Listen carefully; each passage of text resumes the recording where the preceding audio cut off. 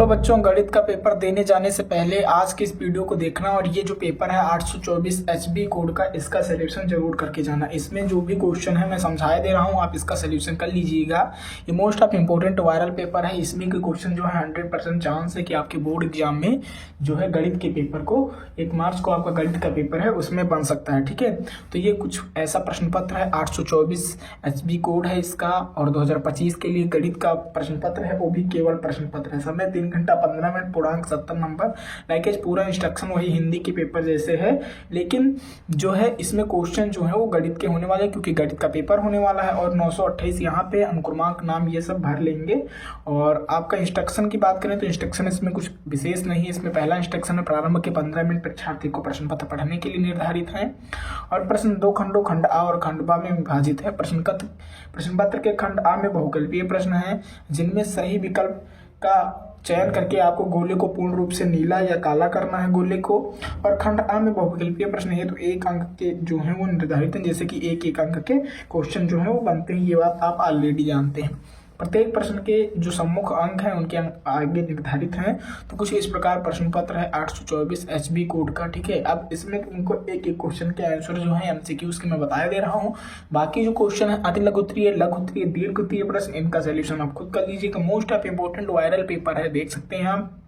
अगर आप इसको सॉल्व करके जाते हैं तो आपकी प्रिपरेशन जो है बहुत अच्छी हो जाएगी। तो इसको आप जरूर सॉल्व कीजिए, इससे आपकी प्रिपरेशन जबरदस्त होगी। और हो सकता है इसमें से हो नहीं सकता है, 95% चांस है कि इसमें से क्वेश्चन जो है वो आपके बोर्ड पेपर में बने। तो चलिए शुरू करते हैं। सबसे पहले वस्तुनिष्ठ प्रश्न करेंगे, बहुविकल्पीय प्रश्न। इसमें जो पहला प्रश्न होने वाला है वो क्या है आप देख सकते हैं। सबसे पहले आप बहुविकल्पीय प्रश्न करेंगे।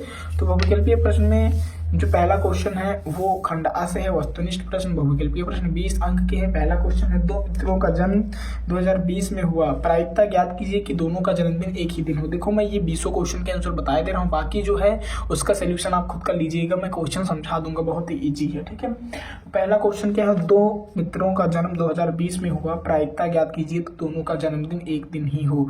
पहला ऑप्शन है 1/365, दूसरा ऑप्शन 1/366 और तीसरा ऑप्शन है सी नंबर 2/365 और डी ऑप्शन है 2/366। तो इसमें अब सही आंसर क्या हो जाएगा, 2 मित्रों का जन्म जो है 2020 में हुआ, प्रायिकता ज्ञात करोगे तो दोनों का जो जन्मदिन हो वो एक दिन हो। तो क्या प्रायिकता आएगा, तो प्रायिकता आएगा 1/365, यानी A option is right answer. ये सारे ऑप्शन के उत्तर में डायरेक्ट बताता हूँ, आप समझ लीजिएगा और सॉल्व कर लीजिएगा, बहुत ईजी है। ठीक है, बहुविकल्पीय प्रश्न बहुत ही ईजी होते हैं, बस उनका सॉल्यूशन थोड़ा ध्यान से करना होता है। तो पहला क्वेश्चन हो गया, 2 मित्रों का जन्म अगर 2020 में हुआ तो प्रायिकता ज्ञात करोगे तो 1/365 आएगा।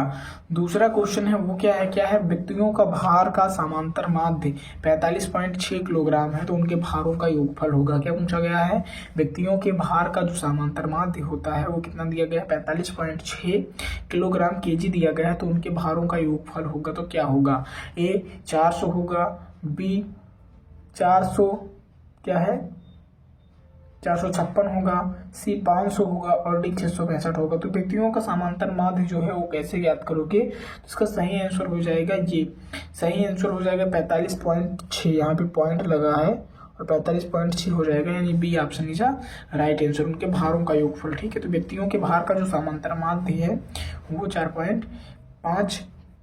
45.6 ही है, यानी B option is right answer, याद कर लेना। चलो तीसरा क्वेश्चन है, यदि किसी बारंबारता बंटन का माध्य 20.5 तथा माध्य का 20 है तो उसका बहुलक होगा। तो बहुलक कैसे ज्ञात करोगे, जब किसी बारंबारता बंटन का जो माध्य है वो 20.5 हो तथा माध्य का जो है 20 हो तो उसका बहुलक क्या होगा, ए 21.5 होगा, बी 17 होगा, सी 19 होगा, डी 20.5 होगा। तो इसमें क्या होगा, इसमें हो जाएगा 21.5, यानी A option is right answer तीसरे नंबर क्वेश्चन का। यदि किसी बारंबारता बंटन का माध्य 20.5 तथा माध्य का 20 है तो उसका बहुलक जो है वो 21.5 ही होगा। ठीक है, अब अगला क्वेश्चन दिखाते हैं आपको 4 नंबर। तो 4 नंबर क्वेश्चन है, एक लंबवृत्तीय बेलन के आधार पर क्षेत्रफल 9 पाई सेंटीमीटर स्क्वायर है तो उसके आधार का व्यास क्या होगा। क्या एक लंबवृत्तीय बेलन का जो आधार का क्षेत्रफल है वो 9 पाई सेंटीमीटर स्क्वायर है, तो उसके आधार का व्यास क्या होगा? ए 2 सेंटीमीटर, बी 3 सेंटीमीटर, सी 4 सेंटीमीटर, डी 6 सेंटीमीटर। तो इसका सही आंसर क्या हो जाएगा? तो आपको बताना है 4 नंबर का। तो 4 नंबर का 3 सेंटीमीटर जो है वो सही आंसर हो जाएगा। याद कर लीजिए, अगर एक लंबवृत्तीय बेलन के आधार पर जो क्षेत्रफल 9 सेंटीमीटर स्क्वायर है, तो इसके आधार का जो व्यास होगा वो 3 सेंटीमीटर होगा। ठीक है। 5 नंबर क्वेश्चन देखो, त्रिज्या 8 सेंटीमीटर वाले एक वृत्त के अंतर्गत खींचे जा सकने वाले वर्ग का क्षेत्रफल क्या होगा? अगर 8 त्रिज्या जो है r बराबर 8 सेंटीमीटर होगा, तो एक वृत्त के अंतर्गत खींचे जा सकने वाले वर्ग का क्षेत्रफल जो है वो 256 centimetre square, 128 centimetre square, 64√2 centimetre square, 64 centimetre square. तो इसका सही आंसर क्या हो जाएगा? 5 का जो बी है 128 सेंटीमीटर स्क्वायर, यदि 8 सेंटीमीटर वाले एक वृत्त के अंतर्गत खींचे जा सकने वाले वर्ग का क्षेत्रफल होगा तो 128 सेंटीमीटर स्क्वायर होगा। 6 नंबर क्वेश्चन देखो, वृत्त पर स्थित किसी बिंदु से कितनी स्पर्श रेखाएं खींची जा सकती हैं? ए 3, बी 2, सी 1 और डी 0। तो वृत्त पर स्थित किसी बिंदु से कितनी स्पर्श रेखाएं खींची जा सकती हैं, आप बता सकते हैं? तो बताइए 6 का सही आंसर क्या हो जाएगा? 6 का सही आंसर 2 हो जाएगा। वृत्त पर स्थित किसी बिंदु से कितनी स्पर्श रेखाएं खींची जा सकती हैं? 2। ठीक है। 7 नंबर क्वेश्चन है, एक बाह्य बिंदु से वृत्त पर कितनी स्पर्श रेखाएं खींची जा सकती हैं? यहाँ पे वृत्त पर स्थित किसी बिंदु से कितनी रेखाएं, और यहाँ पे पूछ रहा है किसी बाह्य बिंदु से कितनी स्पर्श रेखाएं जो हैं वो खींची जा सकती हैं? ए 3, बी 2, सी 1 और डी 0। ये दोनों क्वेश्चन सेम लगभग मिलते जुलते हैं, बस यहाँ पे किसी बिंदु से पूछ रहा है और यहाँ पे किसी बाह्य बिंदु से पूछ रहा है। इसका सही आंसर क्या हो जाएगा? तो इसका सही आंसर भी 2 ही हो जाएगा, चाहे बाह्य से खींचो चाहे बिंदु से खींचो, तो स्पर्श रेखाएं 2 ही खींच जाएंगी। तो 7 नंबर का भी बी ऑप्शन जो है बिल्कुल राइट है। ठीक है।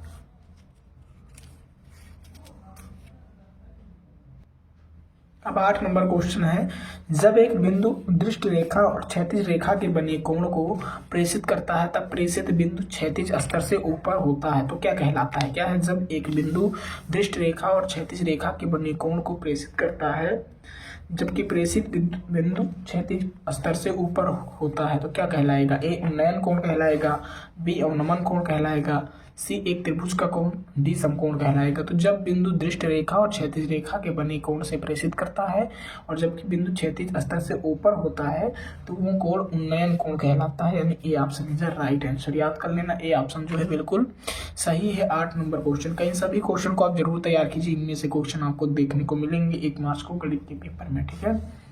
9 नंबर क्वेश्चन है, 9 sec स्क्वायर ए माइनस 9 10 स्क्वायर ए बराबर है किसके? 1 के, बी 9 के, सी 8 के और डी 0 के। आप यहाँ पे जो है सेक का मान रख देंगे, यहाँ पे 10 का मान रख देंगे, उसके बाद इसको सॉल्व कर लेंगे। तो इसमें सही आंसर क्या आ जाएगा? जो है वो सही आंसर आ जाएगा 9 आ जाएगा। बी ऑप्शन जो है बिल्कुल राइट है। 9 sec स्क्वायर ए माइनस 9 10 स्क्वायर ए का जब हम सॉल्व करेंगे तो मान जो है वो 9 आएगा। ठीक है। तो ये 9 नंबर का बी ऑप्शन बिल्कुल राइट है। 10 नंबर क्वेश्चन देखो, बिंदु -3, 4 की एक्स से अक्ष की दूरी क्या होगी? ए 3 होगी, बी क्या होगी? -3 होगी, सी 4 होगी और डी 5 होगी। तो इसकी 4 होगी क्योंकि यहाँ पे जो है माइनस में दूरी नहीं ली जाएगी, प्लस में दूरी ले जाएगी, यानी 10 का जो सी ऑप्शन है बिल्कुल राइट हो जाएगा। 4 बिंदु -3, 4 की जो अक्ष दूरी होगी वो 4 ही होगी। ठीक है। तो इसको आप याद कर लीजिएगा। 11 नंबर क्वेश्चन देखो, बिंदु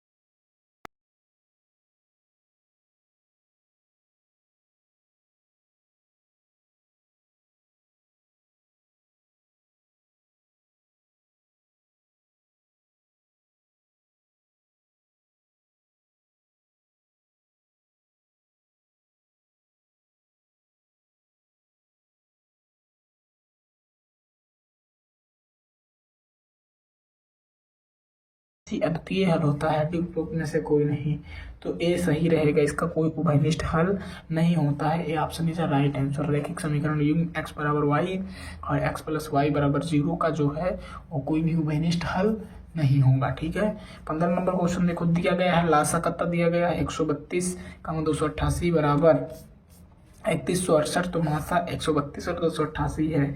ए 288, बी 132, सी 48 और डी 12, तो इसका सही आंसर क्या हो जाएगा? 48 हो जाएगा।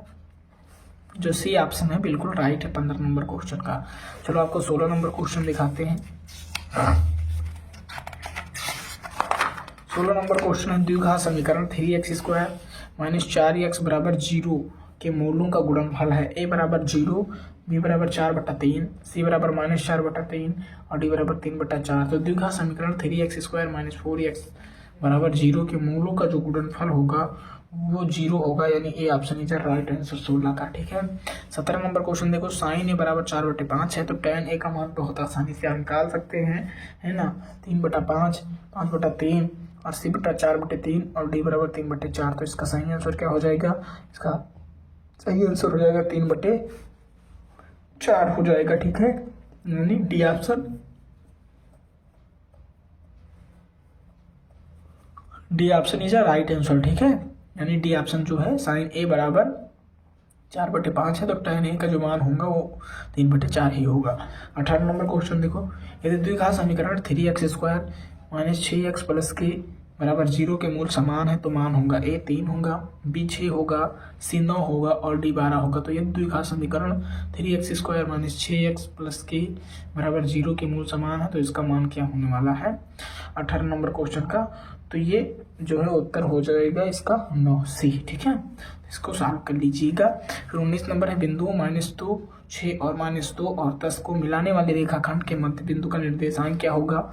ए बराबर -2 और 8, बी बराबर -2, 5, सी बराबर -2, 3 और डी बराबर 0, 2। तो इसका सही आंसर हो जाएगा ए नंबर -2, 8। अगर निर्देशांक -2, 6 और -2 और 10 को मिलाने वाली रेखाखंड के बीच के मध्य बिंदु का निर्देशांक जो है वो यही होगा -2, 8। अब 20 नंबर क्वेश्चन देखो, लास्ट क्वेश्चन, यदि 65 और 117 के HCF जिसको महत्तम समापवर्तक बोलते हैं P बराबर 117 के रूप में व्यक्त किया जाए तो P का मान क्या होगा? 1 होगा, 2 होगा, 3 होगा, 4 होगा, तो सी नंबर जो है 3 होगा, याद कर लीजिएगा। तो ये टोटल 20 इम्पोर्टेंट जो MCQs थे गणित पेपर के जो हैं वो मैंने बता दिए, इनके उत्तर आप इनका सोल्यूशन कर सकते हैं। 824 HB कोड का पेपर था। अब हम बात करते हैं वर्णनात्मक प्रश्न, तो सारे क्वेश्चन मैं समझा दूंगा, आप खुद कर लीजिएगा। तो खंड व वर्णनात्मक प्रश्न में सबसे पहले जो अति लघु उत्तरीय प्रश्न आते हैं 2-2 नंबर में, उनका सोल्यूशन करना रहता है सभी खंडों। वो खंड होंगे टोटल 5। तो पहला है सिद्ध कीजिए कि √2 एक अपरिमेय संख्या है, तो तुमको सिद्ध करके बताना है कि √2 जो है वो एक अपरिमेय संख्या है। दूसरा खा नंबर जो क्वेश्चन बनेगा वो क्या, 2-2 नंबर वाले हैं ये क्वेश्चन। ठीक है, 2 वर्गों के क्षेत्रफल का योग 117 मीटर स्क्वायर है, यदि उनके परिमापों का अंतर 12 मीटर हो तो दोनों वर्गों की भुजाएं ज्ञात करनी है। ये भी बहुत ही इंपॉर्टेंट क्वेश्चन है, इसका भी सोल्यूशन आप कर सकते हैं। फिर का नंबर है, एक मोटर बोट जिसकी स्थिर जल में चाल 24 किलोमीटर घंटा है तो 32 किलोमीटर धारा के प्रतिकूल जाने में वही दूरी धारा के अनुकूल जाने की अपेक्षा 1 घंटा अधिक लेती है, तो धारा की चाल ज्ञात करना। ये सारे क्वेश्चन बहुत ही ईजी हैं, बहुत ही आसानी से सॉल्व हो जाएंगे, तो इनका सोल्यूशन भी आप आसानी से कर लीजिएगा। ठीक है, फिर घ नंबर क्वेश्चन, ऐसे दो क्रमागत विषम धनात्मक पूर्णांक ज्ञात कीजिए जिनके वर्गों का योगफल 290 हो। ऐसे दो क्रमागत विषम धनात्मक पूर्णांक ज्ञात करने हैं जिनकी वर्गों का जो योगफल हो 290 हो।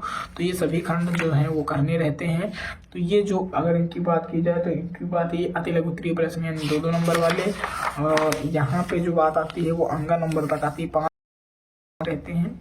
क्या है, एक व्यक्ति की प्रथम वर्ष की आय में क्या है, आय जो है वो 3 लाख रुपए है तथा उसकी आय जो है वो 10,000 प्रति वर्ष 19 वर्षों तक बढ़ता है, तो उसके द्वारा 20 वर्षों में प्राप्त आय कितना हो जाएगा? बहुत ईजी, आप सॉल्व कर सकते हैं। ठीक है, निम्न का मान ज्ञात करना तो tan 30 फिर cos sec 60 plus tan 60 degree फिर sec 30 डिग्री। तो इसका सोल्यूशन आप कर लेंगे। इसका मान रखते हैं ना यहाँ पे, जो tan 30 का मान है, जो cos sec 60 का मान है, जो tan 60 डिग्री का मान है और जो sec 30 डिग्री का मान है उसका मान आपको यहाँ पे रख देना है, उसके बाद सॉल्व कर लेना है। तो ये 2-2 नंबर वाले प्रश्न थे अभी तक। आते लघु उत्तरीय प्रश्न। आप निम्नलिखित में गिनिए 5 खंडों को करिए।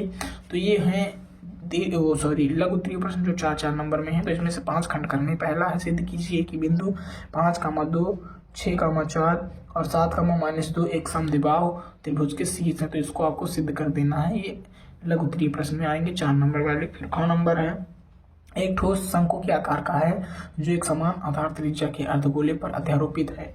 यदि अर्धगोले का वक्रपृष्ठ तथा शंकु का वक्रपृष्ठ समान हो तो शंकु की त्रिज्या और ऊंचाई का अनुपात ज्ञात करना है। ख ऑप्शन।